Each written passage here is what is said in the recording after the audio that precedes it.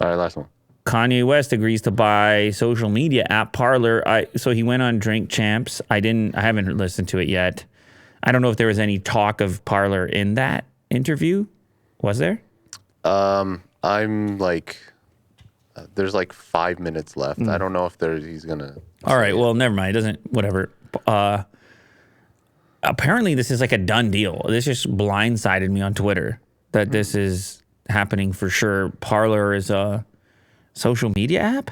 I've never even been on Parler. Yeah, free speech social media app, but not the Trump one. No, this is one. Truth Social. That was a Truth Social. Parler. I don't know who's in charge. Parler's an American alt-tech social networking service associated with conservatives. Journalists have described Parler as an alt-tech alternative to Twitter. Vin's on there. And users include those banned from mainstream social networks or who oppose their moderation policies. So it's like we accept anybody. Apparently, they have 700,000 to 1 million active users as of January 2022. And 20 million as of January 2021. So they lost a lot of users. I guess it was hot for a minute and then it went anyway. Right. 30 employees, if you're wondering about the scope of the company, at least that's what Wikipedia is telling us. And because he was recently banned, right? Or at least suspended. Yeah.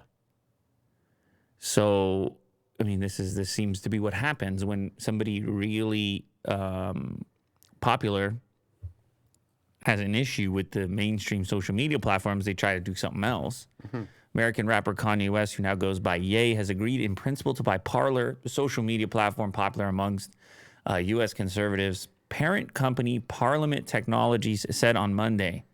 Nashville-based Parler, which has raised about $56 million to date, said it expects the deal to close during the fourth quarter of 2022. It did not give a deal value.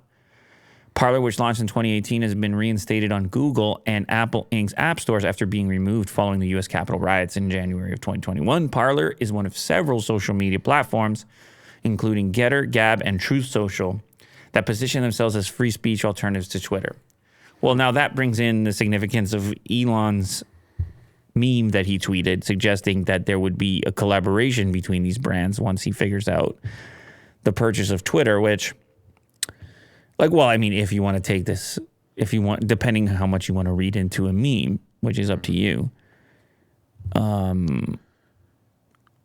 don't know. I mean, I don't really know what Kanye's agenda is right now. It's really hard to determine what it is, with any degree of detail, or it's just not.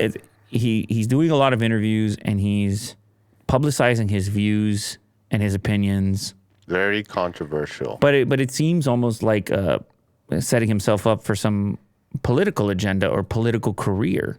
Well, that's what he wants in 2024. He wants to be president. Okay, so if that's the case, then I get it. Yeah, go buy a social media platform with a bunch of conservatives and rally around that and possibly partner with Elon to, I don't know, even bring the what is the purpose of the platform? Let's say if Twitter opens things up, removes certain bans and has a less strict moderation policy, then some of these other platforms don't really need to be there, I don't think. Right. Because that's what they're positioned as. So it's a curious one from an economic perspective. These other platforms can kind of have a user base so long as their policies are different from the main ones. Mm-hmm. But if the main ones change their policies, then you kind of wonder what exactly goes down. But maybe Twitter just buys Parler in that scenario from Kanye. Maybe that's what the meme means. I don't know, Will. It's a lot of questions, a lack of answers. I don't think we're going to have answers on the Kanye topic for a while. But I don't think it's... I think there is more to learn for sure. And...